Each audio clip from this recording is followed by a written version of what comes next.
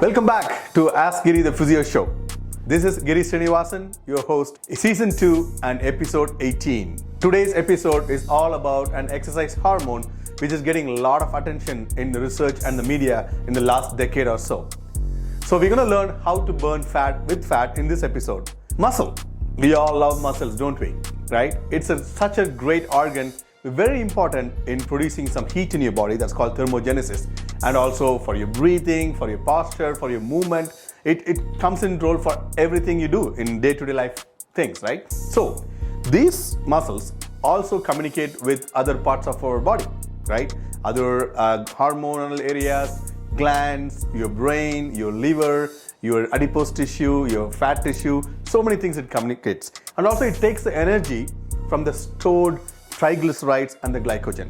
Okay, that's how it kind of takes energy to produce movements and other things. So myokines, what are myokines? Just I want you to have a look at that picture on the slide there, right? You will see myokines are nothing but a peptide which is kind of made from the muscles. It communicates with the muscle also and other organs in our body as well, right? They kind of engage, it's kind of a messenger, it's crosstalk between the muscle to muscle or inside the muscle and muscle to the other organs. So there are certain things which can improve the production of myokines as you see in that slide there, and there are certain things will decrease. So exercise is number one to increase the myokines in your body. And if you don't move, if you immobilize or if you don't eat well, obviously your myokines is going to be decreased in your body there. So there are a lot of different types of myokines. We're not going to do detail of all the myokines, but one.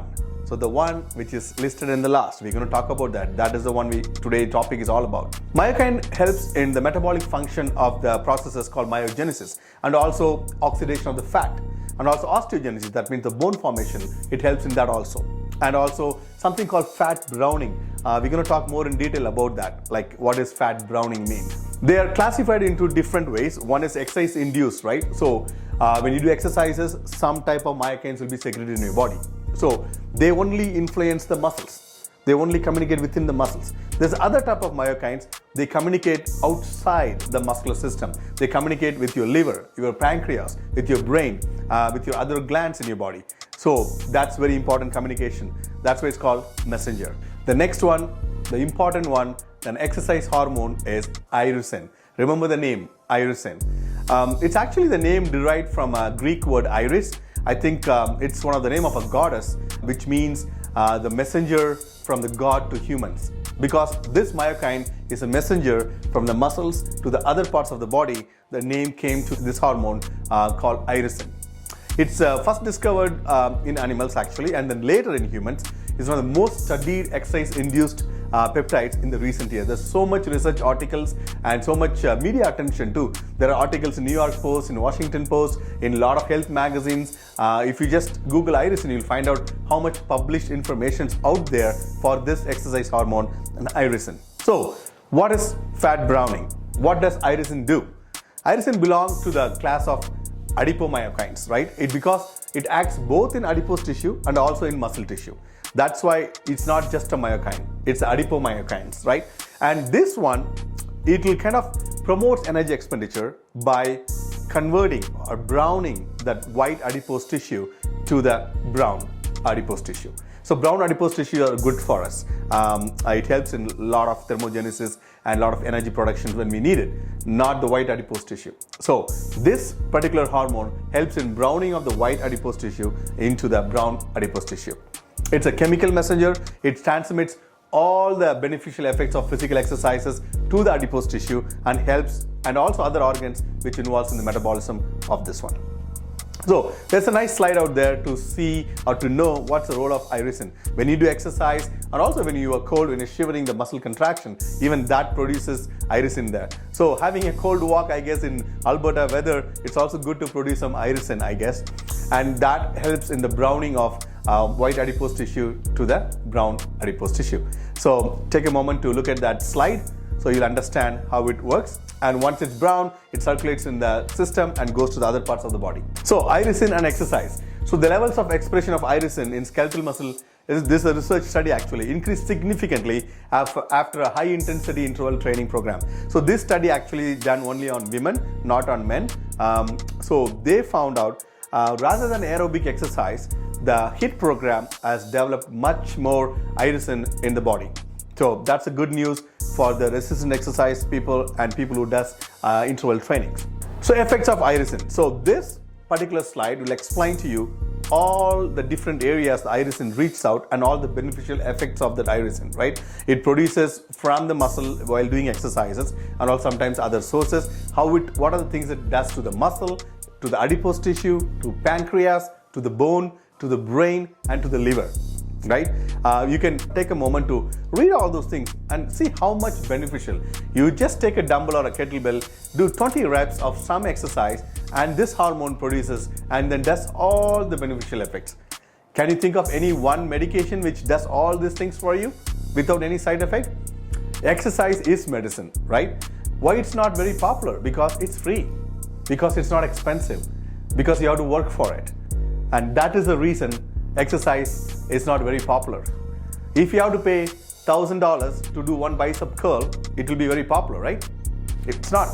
So exercise is medicine. So look at all the beneficial effects. It's just one myokine we are talking about. Think about all the other myokines secreted when you're doing exercise. And also this irisin, this particular exercise hormone, helps in the glucose homeostasis. It's very good for your metabolic diseases, like if you have diabetes, exercise is important. With consulting with your healthcare practitioner, your physician, your physiotherapist, develop a nice exercise program and work on it to improve the production of irisin. Okay, this is an insulin sensitizing hormone. It really works well for the diabetes patient and also in managing and also helping with type 2 diabetes as well. So irisin and your brain, and there is a lot of studies about Alzheimer's and the brain neurodegenerative diseases and irisin. There is so much research out there, and this slide explains to you how it helps your brain, especially in the hippocampal proliferation, right? So it helps in production of your brain development neurotropic factor, and that helps in a lot of good brain functions in this. In last episode, we talked about the sleep, how sleep helps the brain. And today we are talking about how the exercise helps the brain. So sleep and exercise, both are really good for your brain health. Do not forget that. We shouldn't really look for any designer drugs or multi-million-dollar solution for a good mental health, brain health, physical health, and metabolic health. All we have to do is proper exercises, what is good for you, prescribed, assessed and prescribed by a healthcare practitioner, preferably a physiotherapist, and do that exercises. Take some time. There is no good time or bad time to do exercises. If you can do 10 minutes, do it. If you do 15 minutes, do it. Do something, keep moving. That is very, very, very important, right? Before you start any exercises, make sure where you're at, what's your baseline, and do the baseline assessment or functional assessment to find out what type of exercise is good for you, what are your limitations, how you can work within your limitations, how you can get out of your limitations, what you can do, right? A lot of people, when I ask what do you do for exercises during the assessment time, they tell us I go for a walk. Walking is good cardiopulmonary endurance, but is it enough? It's not, because especially for men and women over 40, you need some resistance exercise. I repeat, you need some resistance exercise for your body. Just cardiopulmonary endurance or endurance exercise is not enough, because there is a normal physiology called sarcopenia. So after 40, your muscle cells do atrophy and die. To reverse that sarcopenia, you have to do resistance exercise. If you haven't done any resistance exercises so far in your life, but if you're reaching 40 or 35, if you're going above that, you must do. It can be a body weight exercise, it can be a 5-pound dumbbell, it can be a soup can, it can be a milk can, but make sure some kind of resistance is going through your body. Okay, wish you good luck. If you have any questions and comments, let me know. Today you came to know about irisin, a wonderful, wonderful exercise hormone. Please, if you like this, please share it with your friends, and I will see you next month with some exciting episodes. Until then, bye.